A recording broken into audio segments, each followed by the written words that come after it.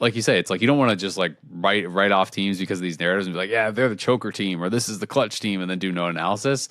But at the same time, if a team walks onto a stage and trips on a banana peel 10 times in a row, you got to talk about the fact that they might trip on a banana peel the next time they walk on stage, right? Like it's happening a lot. And it's the same thing with like Cloud9 and international qualifiers, right? As soon as they get to an international qualifier, you got to talk about it because it happened 8 times in a row. And it feels like it's the same thing with top. Yep. Who's putting these banana peels everywhere? Clean the stage.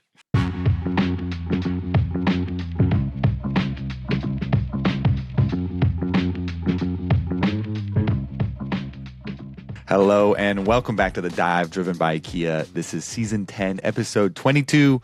It's a road episode. We're in Korea, of course. Me and Azael, we just finished day whatever of MSI.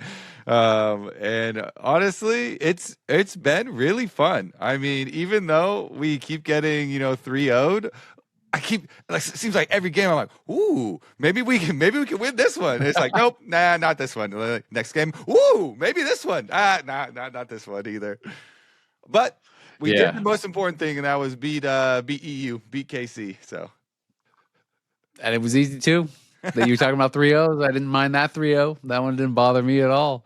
It is true. I mean, we just watched LYON play BLG, and it was very reminiscent of TL versus T1, right? Maybe even closer because all of the games were closer. We didn't really have one where we got just like blown out. It felt like, but like just reminiscent in that same way, and it just feels like I don't know how I feel about it. I guess because it just feels that Pro League right now is team fights, and that's the whole game.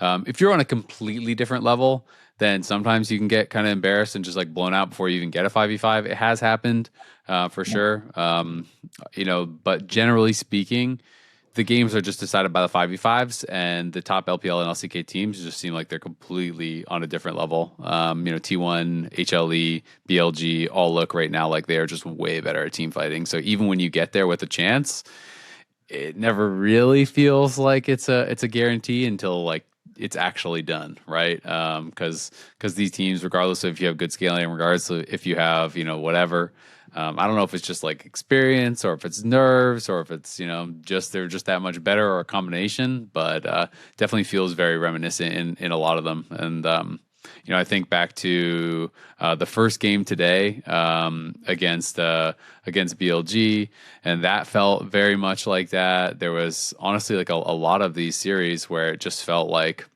damn, we are so close, and you think, okay, you can see the angle how we could win this team fight. Berserker is super fed, and then it just kind of felt like in that one, Berserker got a little bit nervous when Alm was hookshotting in, and he super early flashed. But it's like, even if he ults, you could just Buster shot him away and then jump probably. And then if they fully commit flash, and then Doko's like, oh crap, I gotta save Berserker, and he jumps in, and then he dies for free, and Berserker can't even join the fight at all. And we get 5-0 aced in this game where we were dead even the whole time, and then it just ends. And it's like, that was heartbreaking. Yeah. Well, also too, the beginning, the way the beginnings of all these games started, I feel like, we're getting behind. Maybe it's like Dokla in lane or something like that, or Isles dies a couple times earlier, something like that. But then seemed like our plan was always, all right, let's go side lane and we'll pick off Bin. Bin's our boy, and we'll get back into the game. And every game was like, oh dang, we're kind of losing, and then we're back into it. And then yes, it comes down, and then it's gonna be a team fight. There also, I was remembering that the last the Ocean Soul Dragon fight as well from that game. Yeah. And it's like both our carries are like in the right next to the dragon, and the Bard ult. It's like, how is everyone getting hit like this? Or there's the one where Dokla on Ambessa chunks Bin's Gnar so heavily, but then over chases, and Bin runs him back down and kills him, and you're just like, no, this so many little things. Right at the critical moments. I felt like Isles had a pretty rough series. I'm not gonna lie. The Camille game was horrible when he played it in the previous series, and the Pyke game was horrible. That man, he just shouldn't be playing those champs. Let's be honest. I think what I remember. I brought this up in our episode coming to MSI. Remember? Yep. Yeah. No, I agree with you.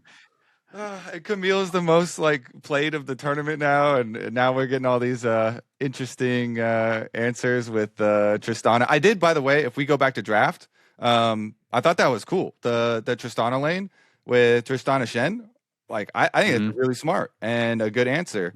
But and even when they didn't play it perfectly, right? Because the first time they went for the kills, Berserker got hit with didn't flash the root from the Mel, and he died. But then they just fought it again, and then they won it. They won it the second time around and got both the kills. And so I was like, oh, I definitely like that. You know, they're cooking and they're continuing to innovate on the meta and stuff. And we kept on getting to points where it was competitive enough that we for sure could have won these games. Yeah. We just never actually. We could have won all 3 games.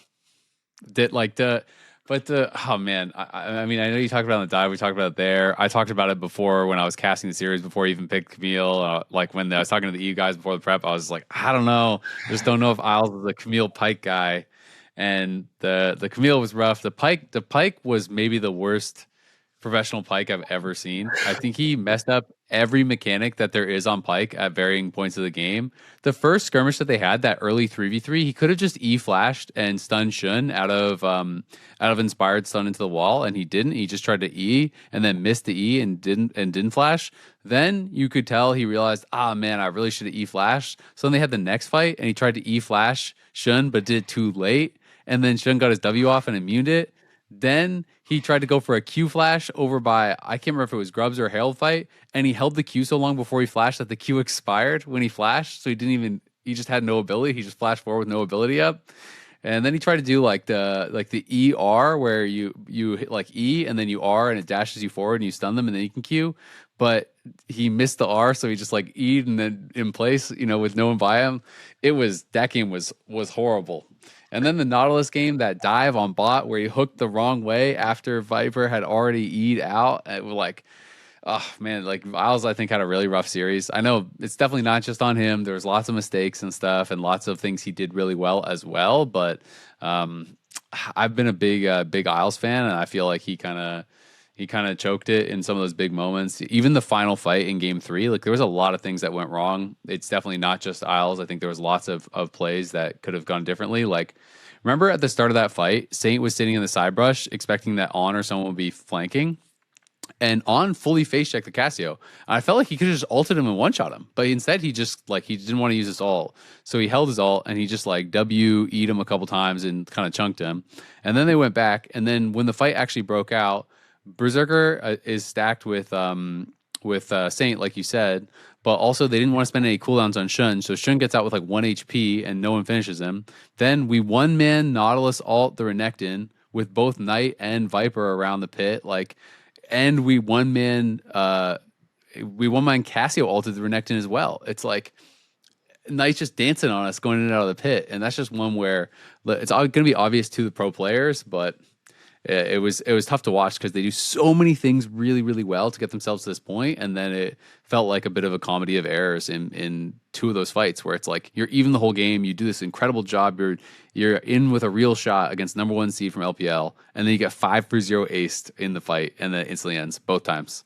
Yeah, I mean, it feels like a pressure difference, a clutch difference, being on the big stage, and even though you're trying to just nameplates off and look at the champions and just be in your comfort zone. You're playing League of Legends, right?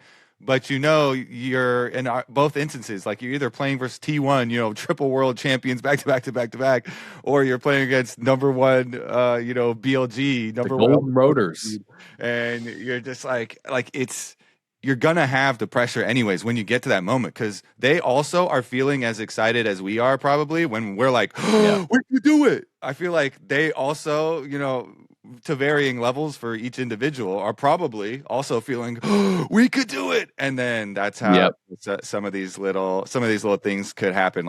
Usually you'll plan it out and you're like, all right, this enemy is gonna do this, and then they're gonna do that, and then they're gonna do this, but in the moment that they're losing track of the steps or things that they'll look back on and be like, I knew that, that was so obvious. It just feels like it's kind of like some little brother syndrome, because we know we're punching up, but it I don't know.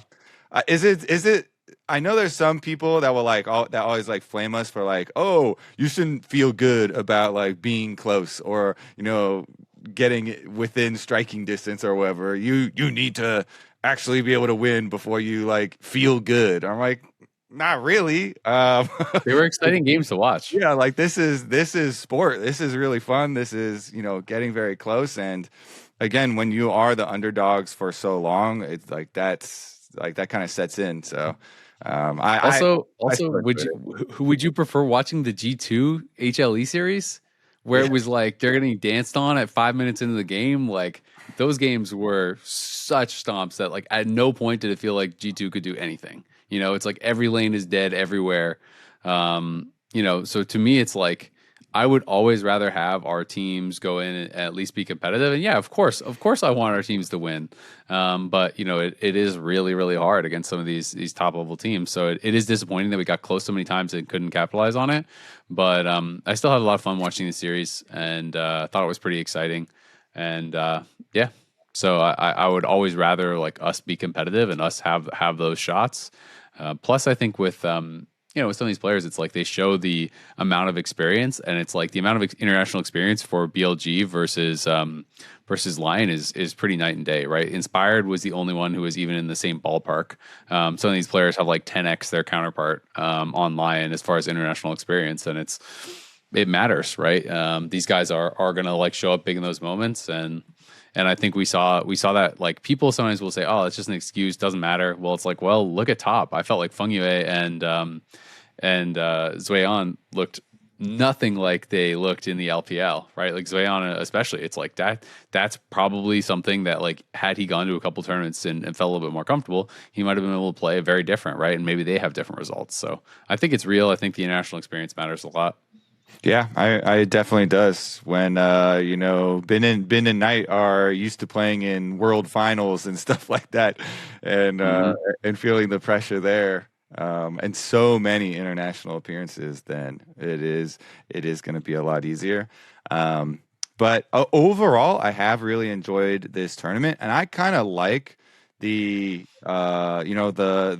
everyone keeps getting mad at the infestation of mages bottom lane, but I kind of like how it's been something that has been gradual and kind of been is getting adapted to. Like I said, the Tristana Shen lane, I thought that was really cool as far as an answer.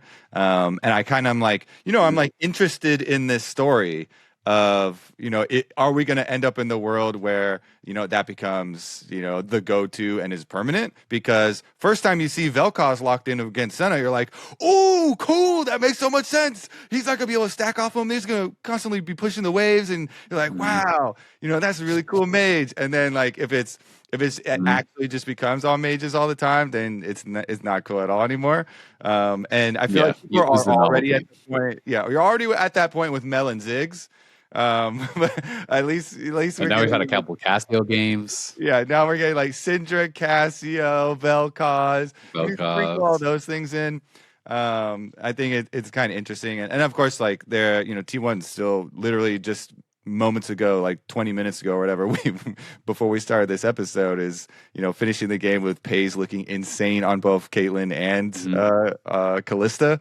So two very, very different AD carry style champions, and so there definitely are the options. But I do expect mages bottom lane like some sort of adjustment to probably happen after the tournament or something like that. But as far as this tournament goes, I think it's going to be a fun journey.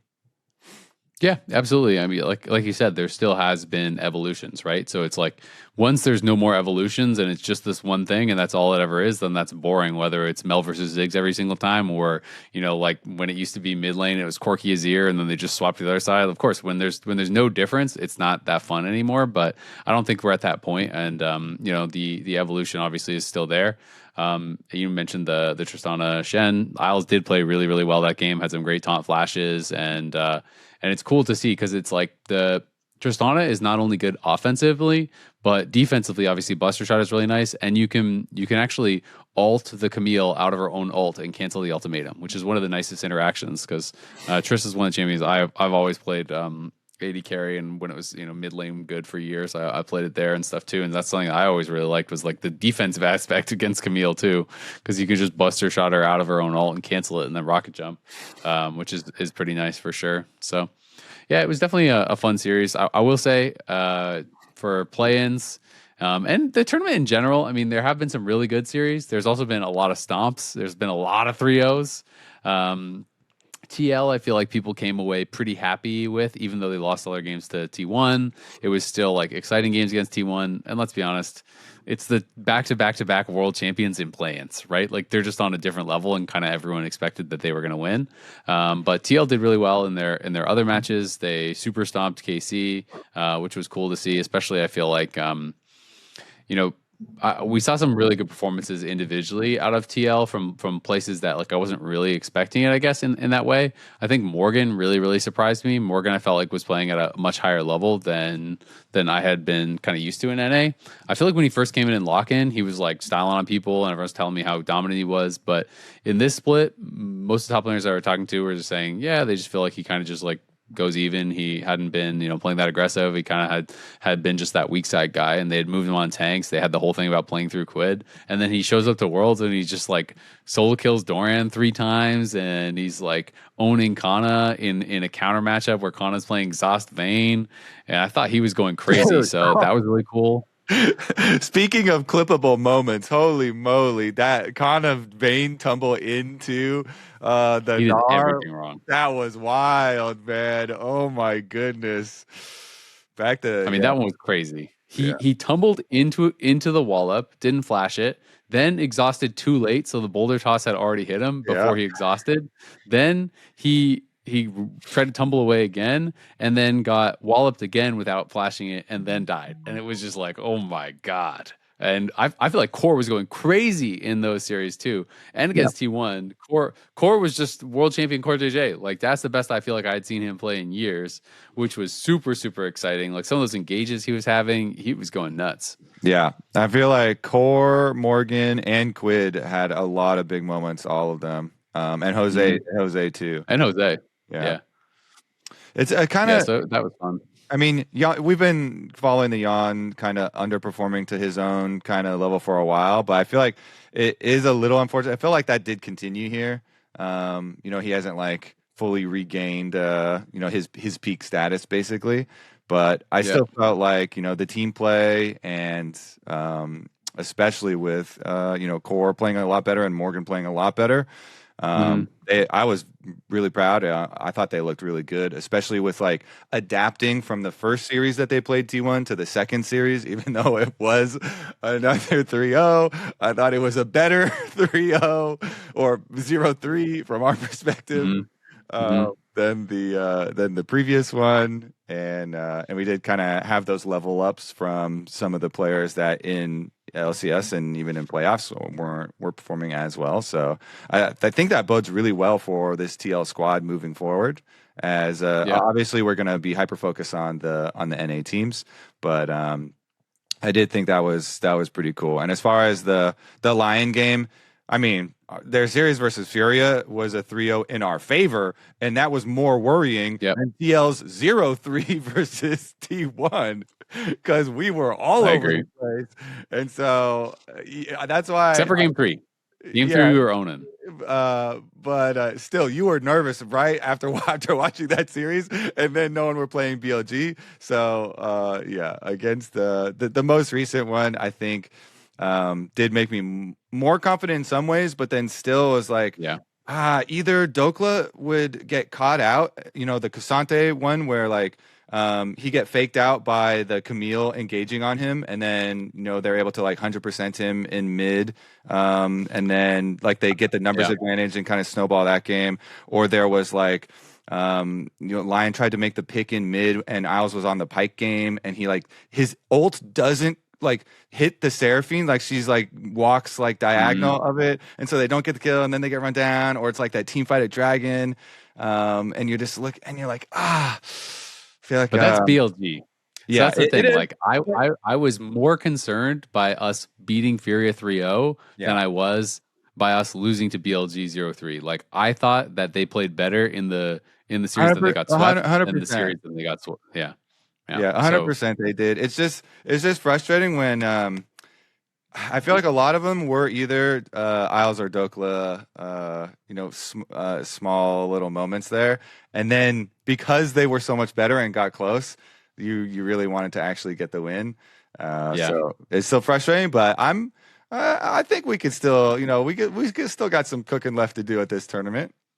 Yeah, we could do some damage still. I mean, I think it's really interesting, right? Like to touch on the Yon thing really quick, I felt like if Yon was playing to the best of his ability, like to the high levels that we had seen him, I think they actually could have won games against T1. I don't know if they would have won the series. But I think back to like his first series, the Senna one, where he's walking melee range of Doran with 100 stacks on Senna and dying. That compared to the second series, I think he did play way better.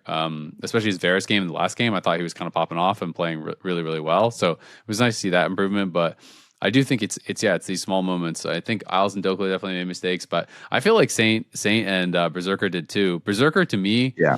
choked the Tristana game big time. Like he played fantastic to get himself into a good position. He was really fed, and then he super panic flashed when he saw on hookshotting in, and then also rocket jumped out, and then couldn't even auto attack at all in the whole fight because he had no spells. And then it was like, and then they just get aced and the game ends, right? So like that one was kind of on him. I also thought that in the Sivir game, again for the most part, he played really really great. He had really good spell shields in a number of moments, getting Renekton stuns or fire ults or whatever, but he also like greeted that wave bot and then lost his flash to Bin, and then they couldn't fight the one of the dragons that could have given them soul earlier. He lost his flash before the final fight of the game as well, and then him and Saint both stacked, which doesn't matter whose fault that is, but they shouldn't both ever be getting hit by the Bard ult, right? Like, so I think everyone made mistakes, but it was nice to show that they really could go toe to toe, and even with those mistakes, those games were decided by very slim margins. So I'm still feeling good for them going into the match against Secret Whales. That's obviously the next one, and Secret Whales took out Top, which, I mean, Top, I think it's kind of like at this point you're never beating the allegations, right? They got reverse swept by G2, and then they get 3-1 by Secret Whales, and they just play really poorly internationally compared to LPL. And I know a lot of people are just like, well, they just always sucked. LPL is bad. It's like, well, I do think there's something to the fact that they are playing way lower level. Yes, and if they contest you on that way lower level, then you just hand them the clip of Tien looking at that scuttle crab and charging all the way under mid tower. Oh my god. That was the turning point too. They were slamming the first couple of games, making it look like, oh yeah, they're gonna like beat up on G2. And then, all of a sudden Tien's like, you know what? We're smashing them. I'm feeling it. I'm gonna go get this crab. And props to Lebrov, locking him up under the tower. Lebrov was there and he's able to combo the Wukong and then like the clone auto attacks and gives him tower aggro also. And so it's super bad for him. But for real though, even putting yourself that far under, that was crazy work, man. They did not need to do anything even close to that. They had been doing so well in this series, and then it seems like from that point they just completely flop all the way down, just losing all over the place, and you're just like, oh my god. I 100% would agree with you. Like the narratives, and I usually don't like leaning into the the narratives like, oh, you're always a choker or whatever, even if like players change and stuff. But yeah, you cannot. You have to bring it up every time, with this organization. I do feel kind of bad for especially the two players debuting internationally here. Yeah, and it even affect them too. I mean, you mentioned Zweon and his first game. I was like, oh yes, this guy's gonna play, this clean and carry on the international stage. Like, maybe it's not gonna affect him because his first game was amazing. The team played to him, so that definitely helped. I like that decision where they spent a lot of resources up towards top side. Then we saw the other side of the coin where like he's a very aggressive player, and does have some coin flipping moments and had a lot of poor ones after that. Yeah, absolutely. And I mean, even like whether he was, I feel like honestly, a lot of his laning was pretty good in bad matchups, but it felt like it was the aggressive nature that got him in a lot of the times and a lot of their losses. Like when he played the Tristan to Gnar counter, like he got preyed on, right? You know, trying to go for these aggressive plays and stuff. And then like when I look at obviously in the Secret Whale series, everyone's going to talk about you know, Pun, and rightfully so, because Pun I think was incredible. But I felt like Swayan actually played the lane against Set like insanely well. Like he kept the minion wave perfectly at his tower forever and went down like 15 CS or whatever it was, and basically stayed at that point the whole time. Yeah. Pun was never able to like beat his butt or anything like that in the actual lane. He just was able to kill everyone in the team fights thereafter, right? And I felt like, to my recollection, the same was kind of true of G2 in the Scion game they played against G2. I thought he did pretty well, but you know, generally speaking, it felt like he was falling apart on some of these aggressive picks where he's getting preyed on and taken out. And I did feel bad because it's like, you know, rookie going international, and yeah, it's got to be in your head a bit when, like you say, it's like you don't want to just like write off teams because of these narratives and be like, yeah, they're the choker team or this is the clutch team, and then do no analysis. But at the same time, if a team walks onto a stage and trips on a banana peel 10 times in a row, you got to talk about the fact that they might trip on a banana peel the next time they walk on stage, right? Like it's happening a lot. And it's the same thing with like Cloud9 and international qualifiers, right? As soon as they get to an international qualifier, you got to talk about it because it happened 8 times in a row. And it feels like it's the same thing with top. Yep. Who's putting these banana peels everywhere? Clean the stage. All right. So let's look forward then at the upcoming matchups that we do have. Unless you want to touch a little bit more on Europe. We could touch on Europe. I mean, I know they're feeling down in the dumps a little bit. Yeah. I know I felt like because first stand, obviously G2 did really, really well. People were super high, and I think they were kind of using a lot of transitive properties to be like, well, KC did well against G2 in Europe, so therefore KC is going to be, you know, really, really good too. And I saw tier lists having, you know, KC up. Some people had it as high as like, you know, the same tier as like HLE and them with G2 and stuff, which I thought was kind of crazy. But you know, KC obviously with a pretty rough performance. You know, they did beat Deep Cross, but then they got super blasted by all the other kind of games. And then G2 beat Top, which I think everyone was excited about, which is totally fair because it is an LPL team.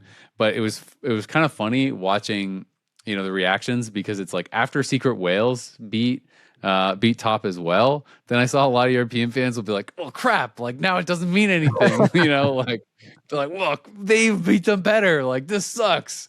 So you know, that I think was kind of like, ah damn, like, you know, we lost our glory there. And then obviously the HLE series was just really rough. They got super slammed. I will say the first game of the HLE series was pretty fun. And I kind of did at least like the angle where it seemed like G2 were like, you know what? Okay, we know these guys play really aggressively, really fast. We're going to try and play into Kanavi skirmishing.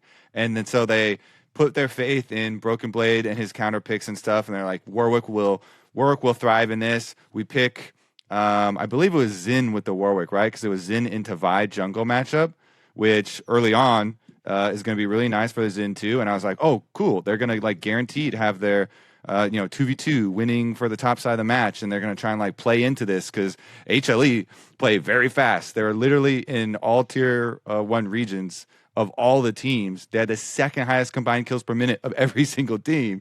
So they're like, yeah, we're going to play into it. And they won the first skirmish on the top side that would turn out to be a 3-on-3 instead of even 2-on-2. But then HLE just proved that they are better executing in these fights, and especially Zeus with his Mbessa kept on picking up kill after kill here and there, and he just played it so well, even having to work around stuff that is difficult to deal with, like a Warwick and stuff like that in a lot of these clump fights.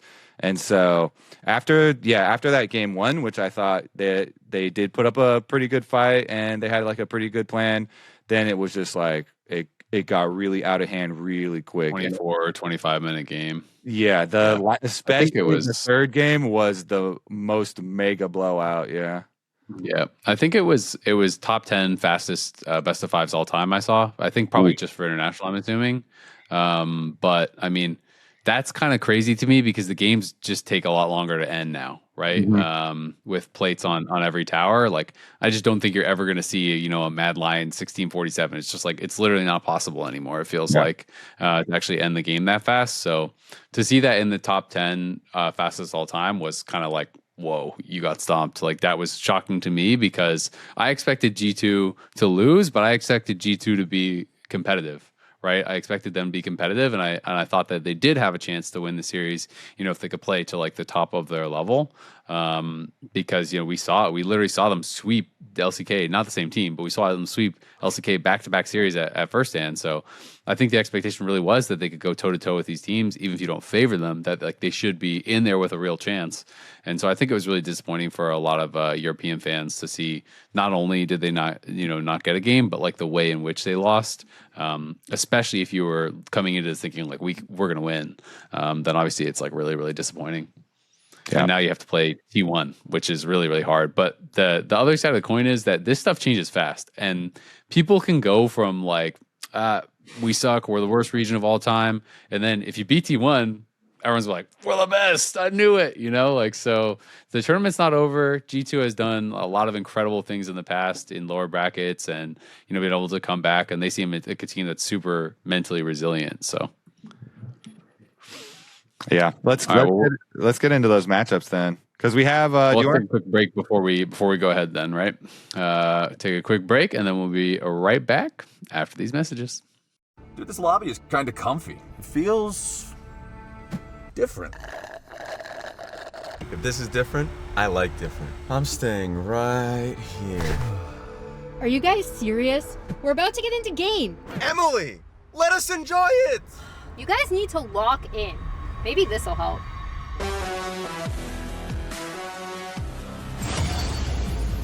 Oh no, not already. Welcome back to The Dive, driven by Kia. It is time to talk about the upcoming MSI matches. Where do you want to start, Kobe?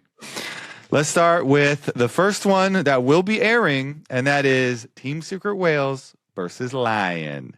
All right, so we did just lose to BLG, but we looked better losing to BLG than we did beating Furia. So yes, I honestly feel much more, comfortable now, especially because I think we match up with them pretty well as far as the team styles. With like a Histo-led team, Inspire just seems like the perfect type of jungler to deal with a Histo-led team that is going to be, off of his playmaking and off of his pathing.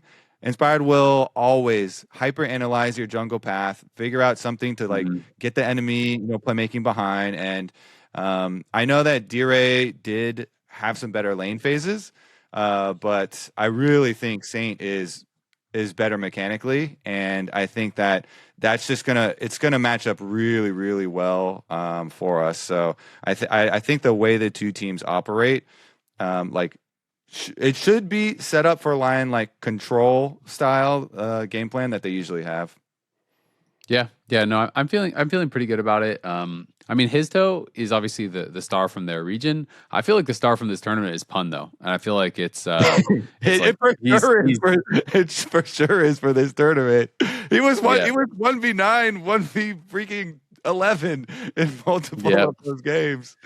I mean, even the series they lost, like the Volibear game against HLE, he was like literally 1v9. That was crazy. He was so far ahead and just solo tanking the entire enemy team and giving them a shot where they were giga behind. And then this set game was like so sick. Punishing the Blind Pick Scion, which Blind Pick Scion has been absolute trash, by the way. It's lost 8 or 9 times in a row now at MSI. Yeah, but the set was super, super cool. Even like I said, I thought Zueon could not have played the 1v1 better. He actually made it so Set could never get the lane bounced and punish him in that actual 1v1 very hard. But he was just killing it in the team fights. He would always find a good angle for an ult on the back line. He was finding W flashes onto Jackie Love and just like one-shotting him. This guy has like a really wacky champion pool, which is crazy. So I think prep is going to be so important against this team, figuring out like what sort of style we want to play and what we want to, risk kind of like exposing ourselves to. Because he brought out the Olaf game 1 solo killed Zweon, which I think that was like kind of a pretty bad misplay from Zweon. But then the set game, he was 1v9. The York game, he was like, ended up, getting a bit more even, but like he was slamming in that game too. So this guy I think is the biggest threat, and I feel like the NA teams, both TL and LYON, have had really good prep. So I'm kind of giving the benefit of the doubt there. But to me, that's actually what I'm scared of. The other players I think are good as well, but I feel like they're way more standard, and I feel like we have better versions of them. So. I'm most worried about Draft and Pun because I feel like he could be a big X factor, and Doka's never been like a super strong laner, right? So that is kind of like my concern is what topside will look like. Dokla does like playing a lot of weird stuff himself, though, too. So I feel like because in solo queue and stuff, like he likes experimenting all the time, and especially lots of range tops. So it might become a thing where the teams are actually trying to, get last pick, pick rather than first pick. A lot of teams already, by the way, because of the way the new selection goes, where you get to choose side or pick. Everybody's been or not everybody, but a lot of teams have been picking blue side, and they haven't cared as much about first pick or last pick.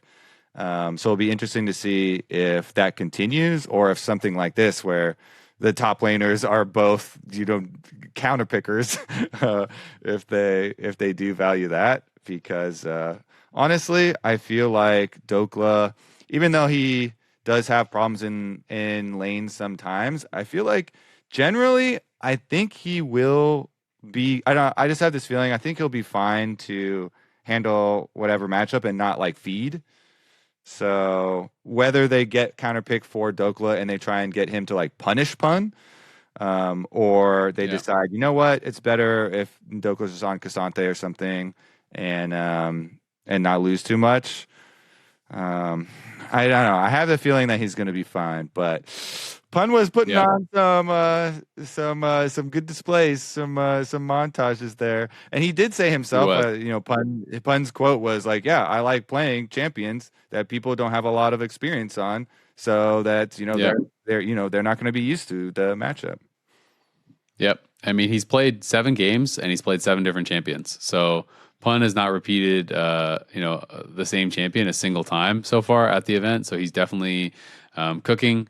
And I mean, the same is true with Dokla. To be fair, he's played 6 games, 6 different champions. So like they're both are flexible, and it's interesting because like with Dokla, if generally when he uses counterpick, I feel like it's like as a neutralizer, right? When I think about lock in versus Morgan, when Morgan was popping off, they did range tops as just like a neutralizer, not to like necessarily 1v9 the game, but just make it so that Morgan couldn't really do much in the lane and couldn't build an advantage and stuff. Which I think that could make sense. I also think that Inspired is really smart about when he needs to actually like early pressure lanes and gank early.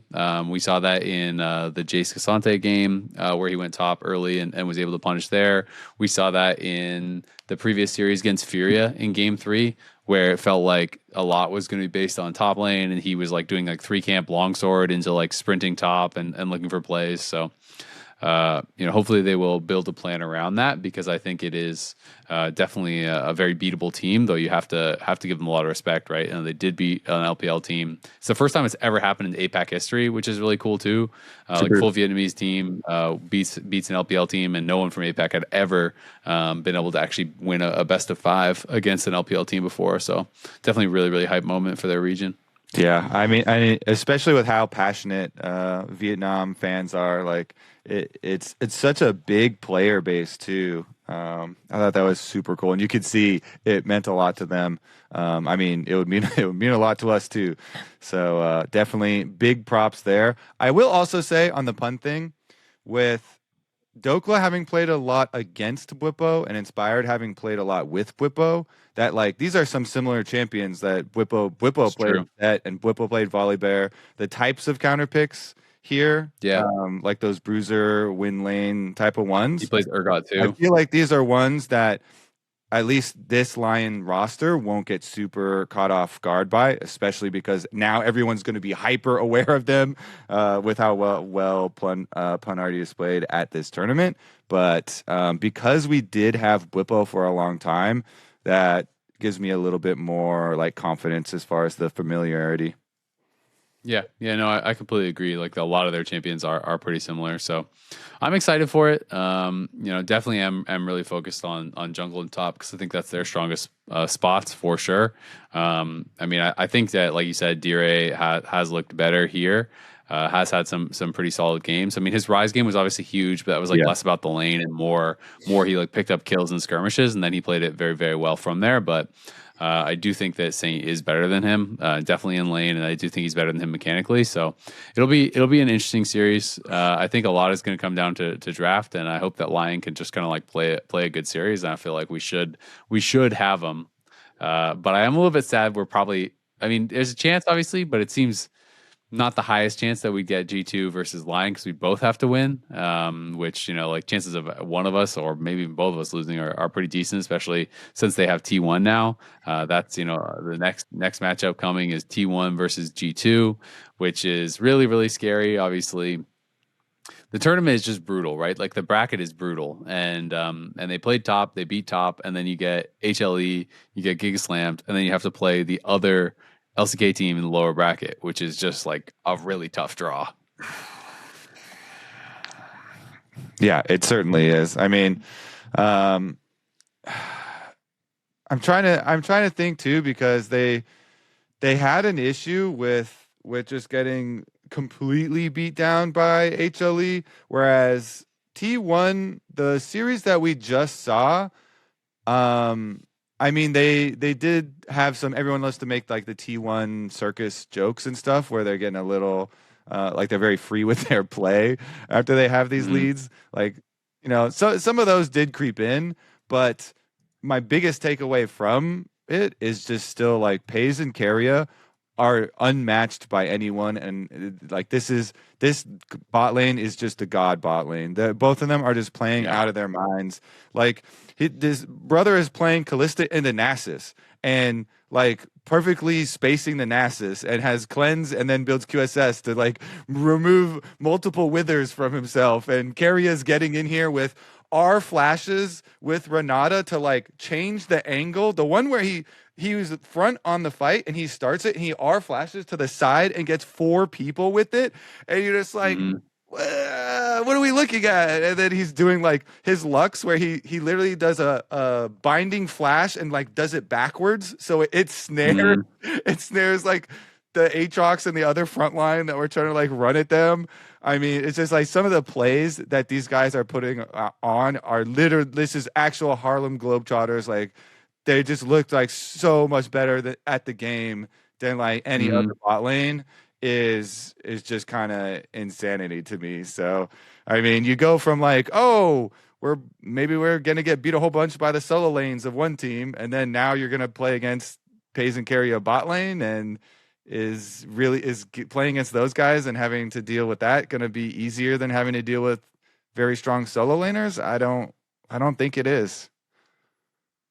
Yeah, I mean, it's just different difficulties, right? T1, their solo laners are way less about laning, way more about playmaking. Yeah. HLE, it's way more about lane dominance. Guma and Delight have been playing really well in lane, though, I gotta say. So as much as it is like obviously from the LCK, they are the weak side bot lane where they're not really playing towards them as much. It is definitely very different stylistically, but yeah, I don't know what's easier, honestly. They're both just insanely hard. Yeah, I don't think either is going to be easy. Yeah, I will say Keria and Pays are without a doubt the best bot lane in the world. But I did feel like versus BLG, we did see some like rare missteps from Keria. I felt like his Nautilus game I thought was like the worst game I've seen from him in a while. I think largely he played really, really well, but there was a few ones where like he's like hook ulting in and then like immediately flashing out and dying when owner's not really in a place to kind of go in and stuff. So they're not like immune to mistakes, but it is obviously really, really few and far between, I feel like. That being said, if I look at how TL did against T1, And then I think about G2 playing it at their best, and I don't think G2 has played at their best so far this tournament. But like, if G2 were to play at their best, I think they could beat T1. They've done it in the past, and if I think about the situations in which TL found themselves, like, and I put G2 in that position, like, if it's not always like it's like a 1-to-1 thing, but like if they can get themselves into a spot where they're like up 6K, I feel like G2 is a better team fighting team than TL, when I look at this like year as a whole and stuff, for sure. So I feel like, hey, maybe if they can get themselves in some of those positions that TL did, that they could actually get some of those games across the finish line. Caps is obviously like insanely clutch. Skewmon at his best has been fantastic. So I feel like they do have a shot, but not if they play like they did against HLE, right? They're going to have to play more, to kind of like to a higher level, and they're going to have to play cleaner. And that's kind of the question, right? Is like, can you actually step up and play your best games? Because if you don't play your best games and you play against the LCK, then you get absolutely slammed. Yeah. And I know that people were hoping that Skewmond was going to be able to do a lot more as well. But versus HLE, it was mostly all Kanavi just driven and run a lot of these games. But it's also with stuff like, Caps losing both sides of the LeBlanc Casio thing. When Zeka then picked LeBlanc into his Casio afterwards, I was like, uh-oh. I mean, people were flaming the pick when Caps did it, like afterwards. But I'm like, that's not just the pick. Like, it depends a lot on the early pressure and can you get an early kill. And then Zeka solo kills him. And you're like, jeez. Like, yeah. So, I mean, there's a bunch of parts that people would want more of out of G2. I think people wanted more out of, for sure, all of their top side, for sure. I think Labrov has been actually quite excellent. But yeah, Caps definitely had some underperformance moments. Broken Blade, I know everybody was on him pretty heavily about using the counter picks and stuff, and everyone's just like, just put him on a tank. But the Warwick everyone's hating on, but like, including like, I know all the EU talent stuff, we're all like, oh god, Warwick's so horrible. But like, I liked it. I think it makes sense. It's like, okay, here's the thing. Like, I have played that matchup a lot, and it is really good for Warwick. Like, it is possible, yes, for the Ambessa to space you and kind of outplay you, and then the lane just becomes kind of neutral. But if the Ambessa is able to like beat you in that matchup, then it means in a more even matchup you would have got absolutely blasted, right? And it was Warwick against 4 melees. Warwick's weakness is getting tight. You're like, so you are going to get value. It's not just the lane. You're getting an AoE fear on 4 melees, and you are playing a lethal tempo Kraken Slayer Warwick who's going to be getting autos. So I just thought it was a good pick, period. So I feel like people were just hating on the Warwick because he got blasted against Gigo in MSI last year when he played that matchup, right? It was like, and people were still holding on to that. Like, the Warwick, I thought was a smart pick, and I thought he did well on it. I think the bigger difference was the draft of the carries, because Guma on the Ziggs was putting out massive damage. You mentioned being a melee clump. Well, the Ziggs was the non-melee, and he was bombing up this clump, and Guma was putting out tremendous damage. He had 2-level lead over the Seraphine, and they actually didn't get like the dream teamfight turning Seraphine ults that would theoretically validate the pick. They did from level 1. It looked pretty good with Nautilus Seraphine combos. They landed like 3 or 4 in a row, and it like started looking good for like the first couple of levels. But level 1 was the highlight. Then like Delight then you have Delight roaming on Camille, and then you have Guma down there getting his experience and being this like massive damage Ziggs for a lot of the AoE later on, and so. I thought I thought people were going to focus more on that rather than the Warwick thing. I think it's just more because the Warwick trauma, like you said, from the past. That's what I thought. And it being like, it was more hilarious when he kept getting like solo killed by Guigo and stuff. So I think that was a little bit of carryover. But it'll be interesting to see if G2 actually, alter their strategy versus T1, and they do put Broken Blade more on tanks, because, they have done that at times as well. versus previous opponents. Like even in top, they utilized that strategy when they were adapting and going for their reverse sweep. So we'll see how flexible they want to remain there. Yeah, I mean, I'm of the opinion that they're at their best when he is cooking. Like when I think about his Kled, right? He's like always winning on his Kled into the Sion matchup. I think his Yasuo and his, like his Poppy, and like he's had good Shen games. Like I feel like you should let him cook. I just think he's not as good of a standard player as some of the other players, and you're going into a matchup against Zeus, right? You shouldn't be expecting BB to win the lane. There's literally no one in the West that should be expected to win the lane. And there's barely any players in the entire world. Like there's a couple of players in the entire world that you're like, yeah, maybe you'd win the lane if you're Keen or Bin, maybe, right? There's no one that's expected to win the lane. So I felt like there was a lot of focus on that. That was weird to me. And I was more on the Seraphine pick, where I fully understood the thought process of Seraphine, which is like, it's Seraphine versus 4 melee. You go Rylai's, you can be like stunning people. There's the mandate build, which you're getting reduced cooldown on your E and your R. And then in theory, 4 melees run in, and you get like a 4-man ulti into a 4-man root or stun with your E, and like. But in reality, against a team that's as good as HLE, they're always coming from different angles, and the Seraphine was just getting kind of one shot, I felt like, and couldn't really do any damage. So I'm of the opinion that G2 should keep cooking. I feel like that's kind of like how they are at their best, and they just have to play better. That's kind of the reality, is that when you play against the LCK and you play against the LPL, the top teams, you have to be playing at a certain level to have a chance. And I think G2 didn't play at their best, and I don't think it was a draft thing in my mind. I just think it was they didn't play their best that day. And if you don't play your best against one of the best teams in the world, you look bad, and that's kind of just like what it was. And so I don't really think it's deeper than that. I'm down for them to keep cooking, because especially with how good T1's bot lane is and how good they are at team fighting, I feel like going in on just like fully standard picks, I find it hard to imagine them winning in just like regular team fights.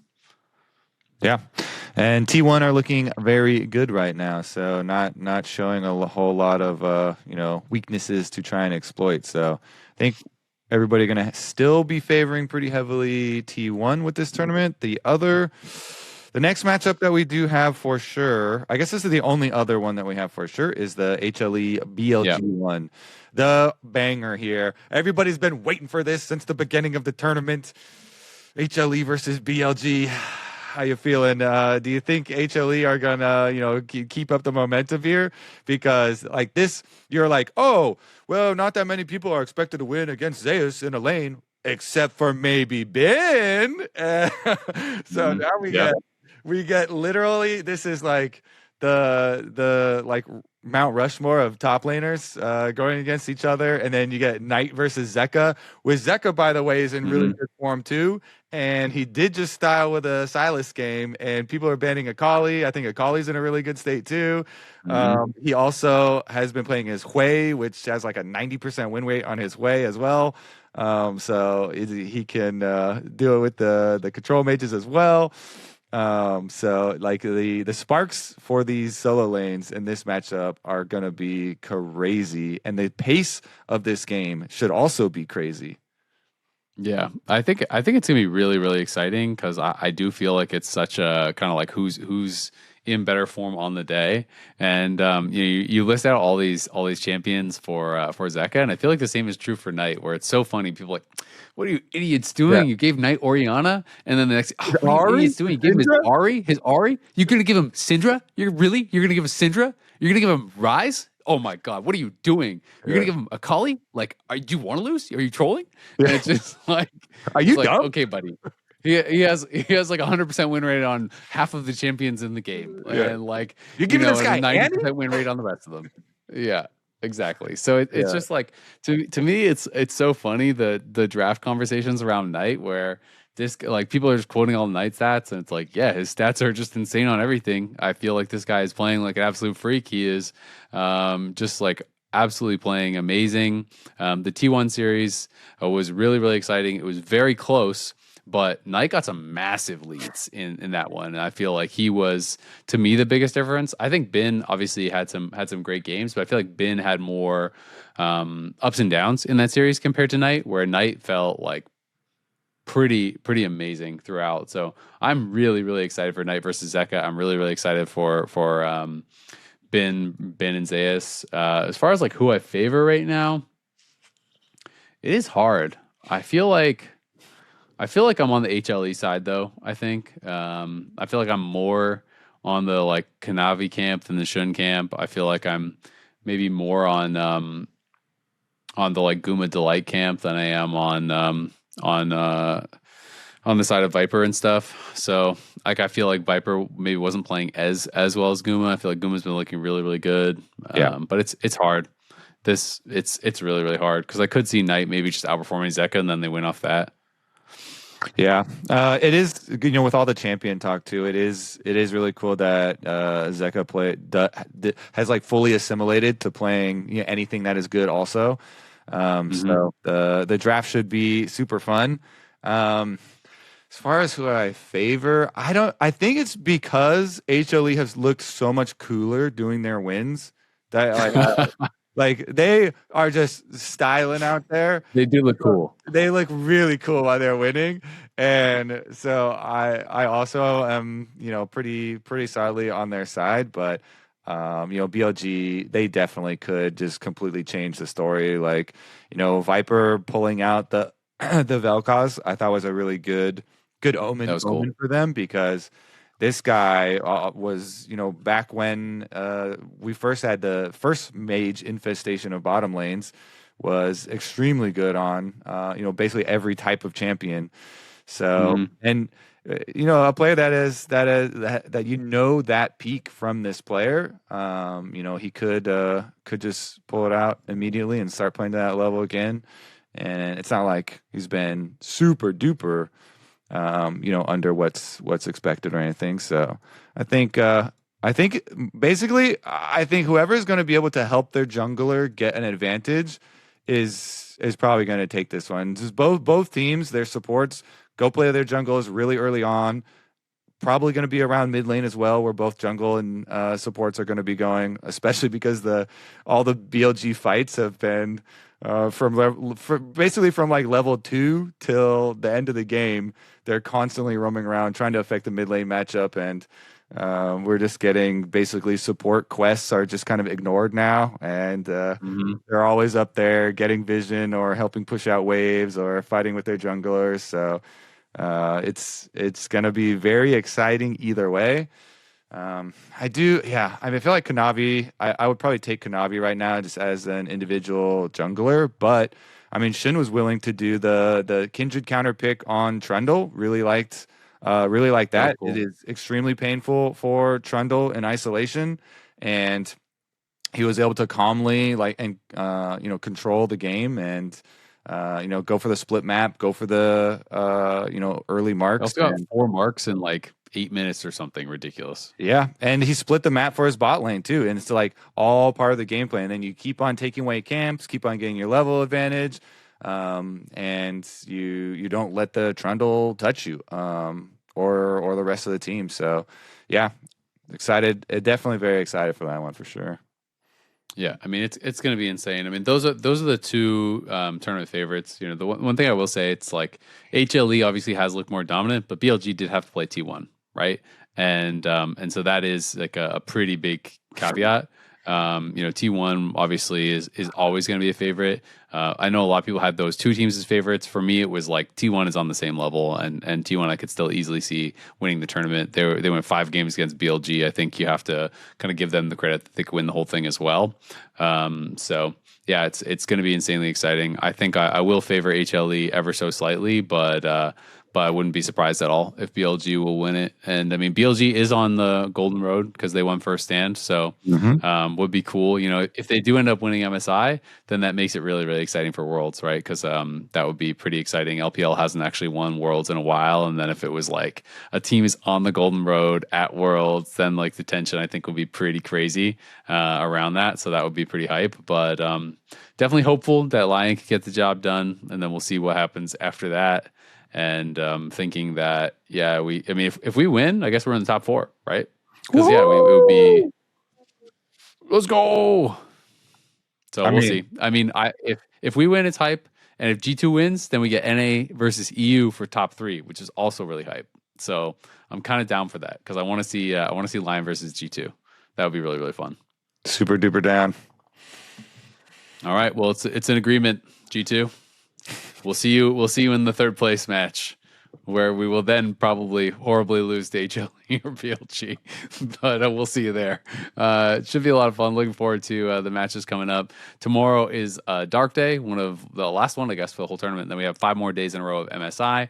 And then we are done. And then LCS is going to be coming at you pretty soon after that. So that is going to do it for this episode of The Dive, driven by Kia.